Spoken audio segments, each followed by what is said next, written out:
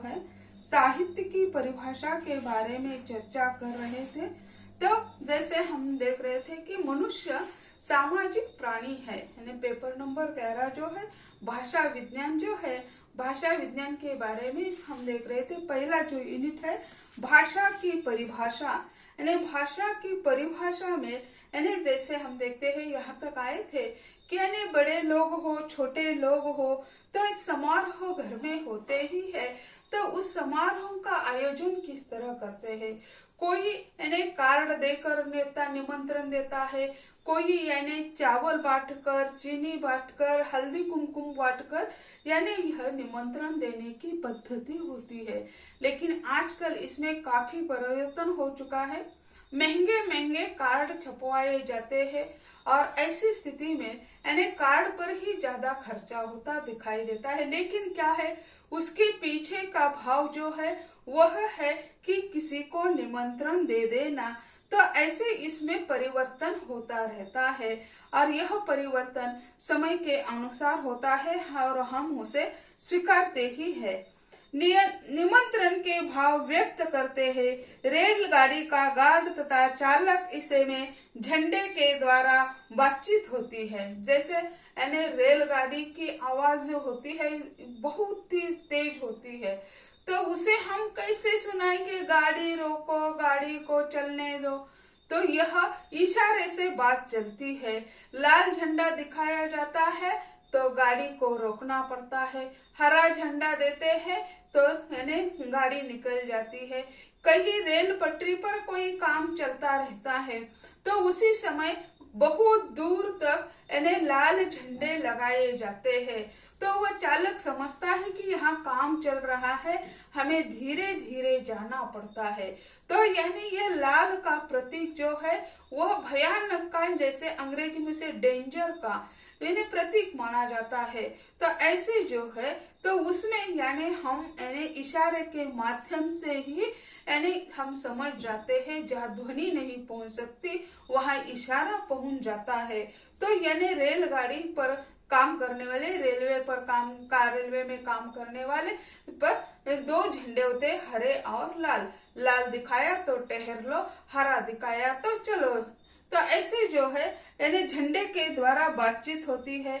इतना ही नहीं, स्काउट में झंडों के द्वारा संकेत दिए जाते हैं और इसी तरह रीतिकालीन स्काउट गाइड में भी हम देखते हैं झंडे के द्वारा यानी ये स्काउट गाइड जो होता है वह उसी तरह उनका काम करता है। चौराहे पर खड़े जैसे हम देखते हैं सिग्नल होता है, सिग्नल भी उसका प्रतीक है। लाल दिखाई देता है तो हम सब कुछ ठहर जाते हैं, पीला दिखाई देता है तो हमें तैयार रहने के लिए संकेत कर देते हैं, तैयार हो जाओ, गाड़ी स्टार्ट करके तैयार हो जाओ, अब तुम्हें जाने की इजाजत मिलने वाली है। या नहीं तो अगर ये सिग्नल नहीं होता चौराहे पर तो पुलिस होता है, पुलिस क्या कर देता है, एक को ठहरने का कहता है, दूसरे को जाने के लिए कह देता है, इशारों के माध्यम से चलता है, फिर इधर उधर दोनों को रोकता है, इधर को आने को कहता है। तो ये क्या है, संचलन, पूरा संचलन वो कर देता है। तो ऐसे यानी चौराहे पर संचालन करने वाला पुलिस हो या ट्रैफिक पुलिस हो या यानी वहीं पे सिग्नल हो, यानी जैसे आजकल यानी कोई सिग्नल तोड़ देता है तो यानी उसे यानी फाइन भरना पड़ता है, दंड देना पड़ता है। वही पुलिस हो तो ठीक है, लेकिन आजकल जैसे हम देखते हैं सब कुछ ऑनलाइन चल रहा है, इसी कारण उनकी गाड़ी भी ऑनलाइन चलती है, महानगरों में यही चल रहा है। कोई ट्रैफिक नियम तोड़ देता है तो वह सीसीटीवी में कैमरे में दिखाई देता है और उनका एक अकाउंट उसके साथ जुड़ा हुआ होता है, उस गाड़ी के अकाउंट के साथ। और वह अगर ट्रैफिक का सिग्नल तोड़ देता है, कोई गलती कर देता है तो फाइन उनके अकाउंट से चला जाता है, उन्हें पैसे मांगने के लिए कोई नहीं जाता है। तो ऐसे जो है यानी इशारे के माध्यम से हम काम कर देते हैं। और यह जो है बिहारी जो है, बिहारी रीति काल के श्रृंगार के कवि है और ये जो है वे अच्छा ही वर्णन कर देते हैं। वे कहते हैं, कवि बिहारी लाल के पात्र अपने नयनों के द्वारा ही आपस में एक दूसरों के साथ बातचीत किया करते हैं। वे कहते हैं, भरे भवन में कहते हैं नयन नयन की सौ बात कहत न हटत। यानी भरे भवन में यानी सभी लोग बैठे हुए हैं और उसी समय अगर दो व्यक्ति बात करना चाहते हैं तो कैसे होते हैं, नयन नयन की सौ बात कहत नटत। यानी आंखों के माध्यम से यह यानी क्या होता है, यानी इशारा होता है। जैसे हम दो चार लोग बातचीत कर रहे हैं और उसी समय अगर कोई नहीं कहना कहा वहीं से निकल जाना है तो हम यानी चलो ऐसा तो नहीं कह सकते, लेकिन आंखों के माध्यम से सामने वाले कोई इशारा करके हम वहीं से निकल जाते हैं। तो वही यानी नयन नयन की सौ बात कहत नटत। यानी ये आंखें जो है उसी समय संकेत के माध्यम बन जाते हैं। चोर अंधेरे में एक दूसरे का हाथ छूकर या दबाकर अपने आप को प्रकट करते हैं। रात में यानी चोरी करना रात का काम है और वो काम करते समय क्या है, एक दूसरे को पुकारेंगे तो लोग जाग जाएंगे, या कोई काम करना है तो वे क्या कर देते, एक दूसरे का हाथ पकड़कर काम कर देते हैं। तो यानी उनकी एक अलग नीति, उनकी एक अलग भाषा होती है। तो चोरों की भाषा अलग मानी जाती है। करतल दबाना, ध्वनि निकालना, आंख टेढ़ी करना, आंख दबाना या आंख मारने से मुंह टेढ़ा करना आदि अनेक प्रकार के साधनों से विचार विनिमय किया जाता है। यानी करतल दबाना यानी हम दो तीन व्यक्ति इकट्ठे खड़े हैं और किसी की आलोचना कर रहे हैं और उसी समय यानी वह व्यक्ति सामने से आ जाता है, लेकिन जो उसके बारे में कह रहा है तो उसी को पता नहीं, उसी समय हम क्या कर देते हैं, उसका हाथ दबोच लेते हैं या उनका पाँव दबोच लेते हैं। तो उसी समय वह चुप हो जाता है और जब उनकी सामने ध्यान जाता है तब उन्हें पता चलता है कि अरे हम गलत कर रहे थे। और फिर ये करतल दबाना, आंख टेढ़ी करना, यानी आंख टेढ़ी करना तो यानी जैसे ये तो हरेक का हक मानते हैं, अधिकार मानते हैं। और जैसे आंख दबाना या आंख मारने से मुंह टेढ़ा करना, एक आध बात हमें अच्छी नहीं लगती तो हम मुंह टेढ़ा कर लेते हैं। तो जैसे उसके प्रति यानी बोलने से इस घटना को, इस कार्य को हम अनुमति नहीं देना चाहते हैं तो वही मुंह टेढ़ा करके निकल जाते हैं। तो यही मुंह टेढ़ा करना, ये इसके माध्यम से हम तो विचार विनिमय करते हैं। लेकिन इन सारे प्रसंगों में भाषा के स्थान पर स्थान नहीं है। यानी हम तो विचार विनिमय करते हैं लेकिन उसे भाषा में स्थान नहीं है। लेकिन भाषा में स्थान किसको है, मुख से उच्चारित जो ध्वनि है उसे भाषा में स्थान दिया गया है। तो ऐसी भाषा की परिभाषा करते समय यानी इसमें काफी मर्यादा आ जाती है। इन्हीं साधनों का अर्थ ग्रहण करने के लिए स्पर्श, आंखों से देखना एवं कान द्वारा सुनना आवश्यक है। अतः व्यापक रूप से हम उपर्युक्त साधनों को भाषा कह नहीं सकते हैं, लेकिन यह अत्यंत भाषा का व्यापक रूप नहीं हो सकता, कारण कानों के द्वारा जो ग्रहण किया जाता है और मुख के द्वारा जो बोला जाता है उसे ही यानी क्या है, भाषा कहते हैं। यानी क्योंकि कानों के द्वारा किसे हम सुनेंगे, जो मुख से बोलता है, मुख से बोलता है उसे ही हम कानों के द्वारा सुनेंगे। इसी कारण कानों के द्वारा जिसे सुनते हैं और मुख के द्वारा जिसे बोलते हैं उसे ही भाषा में स्थान दिया गया है। और ध्वनि उत्पन्न करने वाले साधनों को भाषा में स्थान दिया गया है। ध्वनि उत्पन्न मुंह से ही उसे के माना है। जैसे हम यानी कोई हमारा पेन है वह नीचे गिराते हैं तो आवाज आ जाती है। वह यानी जैसे हम लोहे का डंडा गिराते हैं तो भी हम आवाज आती है, ध्वनि आती है। हम चलते हैं तो धरती पर हमारे पाँव लग जाते हैं तो भी उससे ध्वनि आ जाती है। जैसे स्टील का गिलास हम जमीन पर गिरा दे तो उसकी अलग आवाज, कांच का गिलास गिरा दे, उसकी अलग आवाज। कोई सीढ़ी से उतर जाता है तो भी उसकी आवाज आ जाती है। लेकिन वह ध्वनि है, ध्वनि को यानी भाषा में स्थान दिया। लेकिन कौन सी ध्वनि? मुख से उच्चारित जो ध्वनि है उसे यानी भाषा में स्थान दिया गया और मुख को ध्वनि उच्चारण स्थान माना गया। यानी दूसरी कोई भी ध्वनि, जैसे हम ताली बजाते हैं उससे भी ध्वनि आती है, जैसे चुटकी बजाते हैं उससे भी ध्वनि की निर्मित होती है, या मुंह से हम आवाज निकालते हैं उससे भी ध्वनि आती है। लेकिन उसे यानी क्या है, भाषा में स्थान नहीं है। मुख से उच्चारित जो ध्वनि है उसे ही भाषा में स्थान दिया गया है। मनुष्य भाषा द्वारा एक दूसरों के साथ बातचीत करता है, मतलब भाषा उसे कहते हैं जो बोली और सुनी जाती है। भाषा किसे कहना है?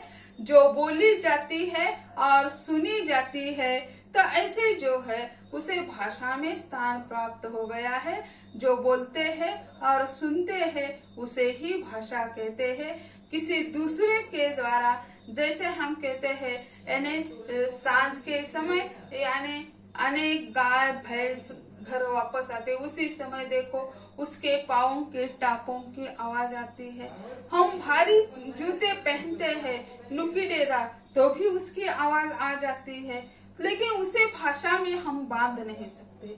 मुख से उच्चारित जो ध्वनि है उसे ही भाषा में स्थान दिया गया। इसी कारण उसका वर्गीकरण करते समय ओष्ठ ध्वनि, दंत ध्वनि, मूर्धन्य ध्वनि, कठोर ध्वनि, मृदुल ध्वनि, तो ऐसे यानी दंत ध्वनि, नस्य ध्वनि, कंठ ध्वनि, तो ऐसे जो है यह मुंह जो है ध्वनि उच्चारण स्थान है, उससे अलग अलग अवयवों से वह ध्वनि निकलता है।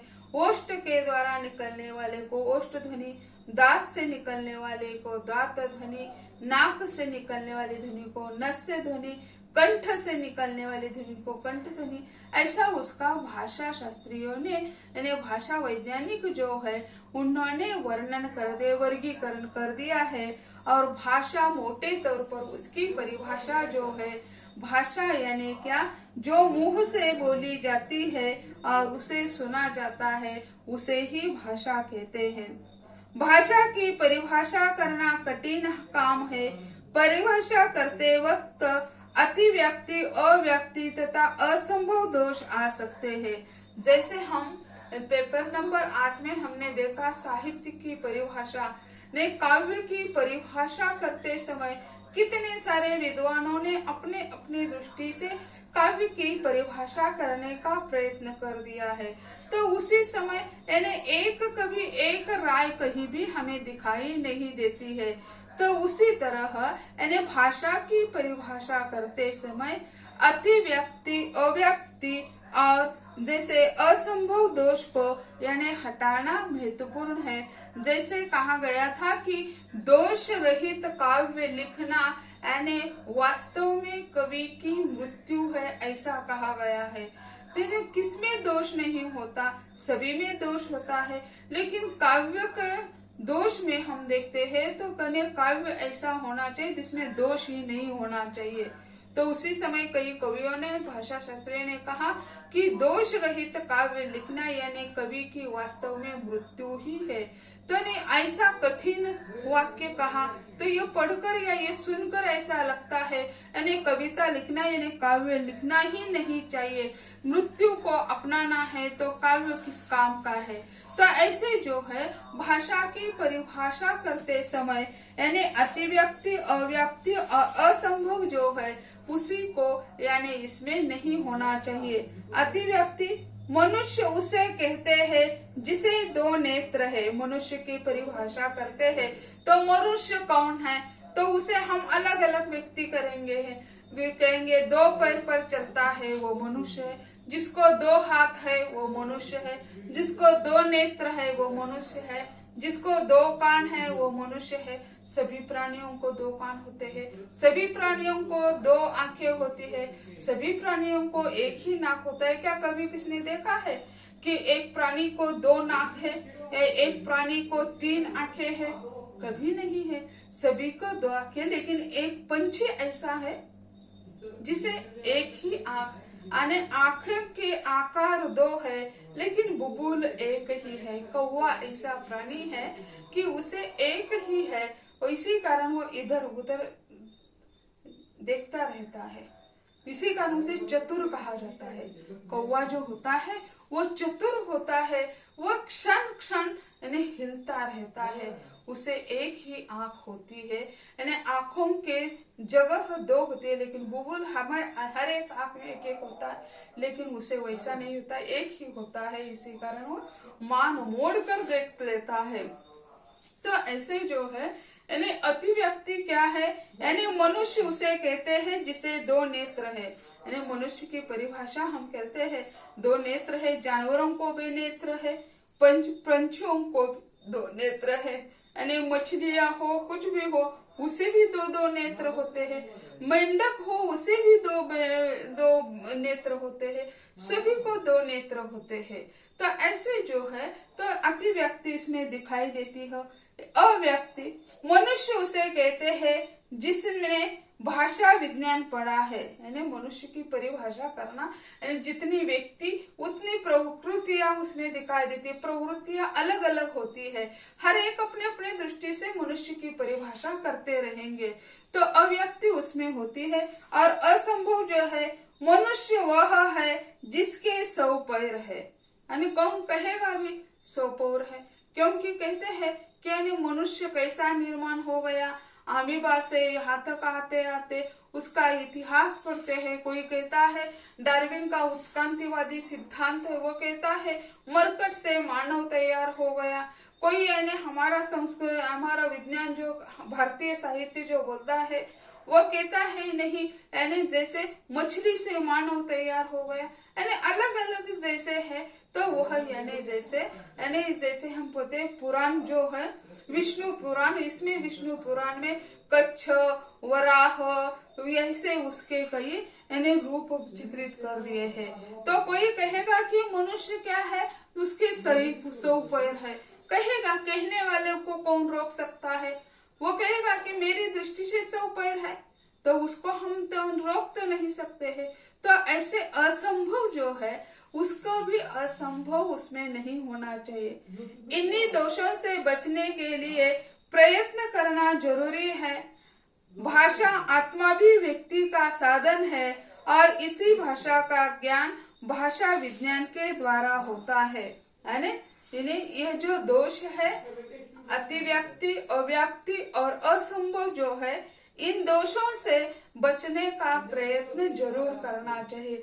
हर एक को अपनी राय रखने का अधिकार है, लेकिन राय संगत होनी चाहिए। जैसे आजकल हम देखते हैं अभिव्यक्ति स्वातंत्र्य पर यानी हमला होने लगा है। इसी कारण अनेक जुलूस निकाले जाते हैं, छात्र निकालते हैं, लोग निकालते हैं, अभिव्यक्ति स्वातंत्र्य पर हमला हो रहा है, ऐसा हो रहा है, वैसा हो रहा है कह के, यानी सब कुछ वातावरण अशांत होता हुआ दिखाई देता है। तो इसमें भी हमें मेल करना चाहिए। और भाषा आत्मा भी व्यक्ति का साधन है, यानी आत्मा भी व्यक्ति यानी विचार विनिमय का साधन है, और इसी भाषा का ज्ञान भाषा विज्ञान के द्वारा होता है। यानी विचार अभिव्यक्ति का माध्यम भाषा है, और उस भाषा का अध्ययन करने वाली जो शाखा है उसे भाषा विज्ञान कहा जाता है। यानी भाषा विज्ञान ने भाषा कहते हैं तो चल सकता है, लेकिन उसे विज्ञान की यानी जगह स्थापित कर दिया है, क्योंकि विज्ञान जो होता है सत्य स्थापित कर देता है। विज्ञान यानी यही है, ये दिखाता है। उसी तरह भाषा विज्ञान भी यही दिखाता है कि पहले ऐसा था, मनुष्य इस तरह बोलता था, इस तरह उसका विचार विनिमय होता था, और आज इस तरह हो रहा है। कई पीढ़ियों का अध्ययन करके निष्कर्ष निकाले जाते हैं, वास्तवता का उसमें परिपुट होता है, उसमें प्रतिपुष्टि होती है वास्तवता की। इसी कारण उसे भाषा विज्ञान कहा जाता है। संस्कृत में भाषा शब्द भाष्य धातु से बना है, जिसका अर्थ है बोलना या कहना। अर्थात भाषा वह है जिसे बोला जाए, है ना। संस्कृत में भाषा शब्द के लिए भाष्य, यानी किसी को हम कहते हैं तुम्हारा भाष्य, यानी हम हमारे भाष्य करेंगे, यानी हम स्वयं बोलेंगे, यानी यह जो है भाष्य, संस्कृत में उसे भाष्य शब्द का प्रयोग होता था और जिसका अर्थ है बोलना या कहना। इसी से शायद भाषण ये जो है शब्द निर्माण हो गया। जैसे भाषण का अर्थ है हम बोलते हैं, देते हैं, बोलते हैं, अपने विचार व्यक्त कर देते हैं। कोई राजनीतिक भाषण हो, सामाजिक भाषण हो, या जैसे हम सुन रहे हैं, ये भाषण ही मान सकते हैं, लेकिन ये अध्ययन का भाषण है। तो ऐसे जो है यानी भाष्य धातु से यानी भाषण बना होगा, या लेकिन उसका अर्थ यानी बोलना या कहना है, अर्थात भाषा वह है जिसे बोला जाए, यानी उसका स्वरूप दिखना चाहिए हमें, यानी तो उसे हम भाषा कहते हैं। तो ऐसे यानी जो ध्वनि है, ध्वनि उसमें महत्वपूर्ण है, लेकिन वह ध्वनि महत्वपूर्ण है जो मुंह से निकलती है ध्वनि, उसे महत्वपूर्ण माना गया है। तो ऐसी भाषा की यानी परिभाषा बनाते समय कई विद्वानों ने भी परिभाषा बनाई है। इसमें सबसे बड़े यानी वैज्ञानिक जो है प्लेटो है, वे कहते हैं विचार आत्मा की मूक या अध्वन्यात्मक बातचीत है, किंतु वही जब यानी ध्वन्यात्मक होकर होठों पर प्रकट होती है तो उसे भाषा की संज्ञा देते हैं। यानी विचार आत्मा की मूक या अध्वन्यात्मक बातचीत है। मन में विचार, बहुत सारे विचार आते हैं, लेकिन हम जब उसे प्रकट करते हैं तब वह विचार आते हैं, नहीं तो क्या हो जाता है वही में मन में ही वह विचार रह जाते हैं। एक विचार के बाद दूसरा, दूसरे के बाद तीसरा, ऐसे अनेक विचार आ जाते हैं। तो ऐसे विचार जो है वे है यानी व्यक्त जब होते हैं तब उसे हम भाषा की संज्ञा दे सकते हैं। तो ऐसे यह यानी प्लेटो की परिभाषा के साथ ही अभी के लेक्चर को हम विराम दे देंगे और